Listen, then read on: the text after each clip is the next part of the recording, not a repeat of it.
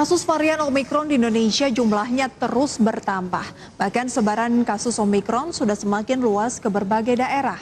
Ketua Satuan Tugas COVID-19 Ikatan Dokter Indonesia Jubairi Jurban meminta seluruh elemen, baik pemerintah maupun masyarakat tidak meremehkan Omikron. Karena terbukti penyebaran ataupun menyebabkan kematian di berbagai negara seperti Inggris dan juga Amerika. Menurut Zubairi, Indonesia masih belum terlambat untuk menangani kasus Omikron karena jumlahnya masih kecil jika dibandingkan populasi penduduk Indonesia.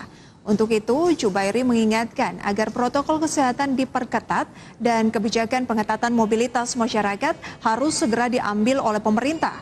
Zubairi mengakui capaian vaksinasi dosis lengkap dan vaksinasi booster menjadi kunci penahan laju penyebaran Omikron dan menurunkan resiko kematian. Bisa menyebabkan kematian? Jawabnya jelas bisa. Karena di Inggris bahkan masih tanggal 30 Desember saja sudah ada 75 orang meninggal. Kita tidak ingin kembali ke Indonesia pada bulan Juli Agustus tahun lalu, di mana kasus barunya begitu banyak, yang meninggal 2000-an. Sekarang kita masih ada waktu dibandingkan dengan banyak negara-negara lain. Kondisi Indonesia sekarang masih rendah, ada kecenderungan mulai meningkat, jadi kita masih punya banyak kesempatan, tentu dengan fasilitasi dari pemerintah dan juga peraturan dan pendisiplinan dari pemerintah. Pemerintah memprediksi puncak kasus virus COVID-19 varian Omikron di Indonesia akan terjadi pada pertengahan Februari hingga awal Maret 2022. Pemerintah menghimbau agar masyarakat tetap menerapkan protokol kesehatan dan aktivitas perkantoran untuk tidak menerapkan sistem kerja dari kantor atau WFH 100%. Langkah tersebut dilakukan untuk menekan angka sebaran varian Omikron yang terus meningkat. Wakil Ketua Kadin Indonesia Sarman Simanjorang mengaku menyambut baik langkah tersebut untuk menekan laju sebaran Omikron, terutama di klaster perkantoran. Sarman memastikan para pelaku usaha akan mengikuti apapun kebijakan pemerintah dalam membatasi aktivitas di perkantoran.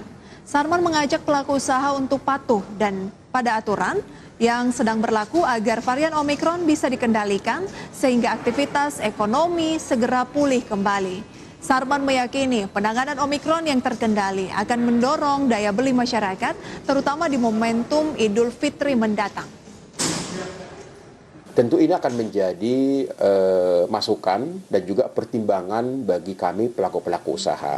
Sambil kita menantikan adanya aturan baru, surat-surat instruksi dari Mendagri yang baru mengenai hal ini.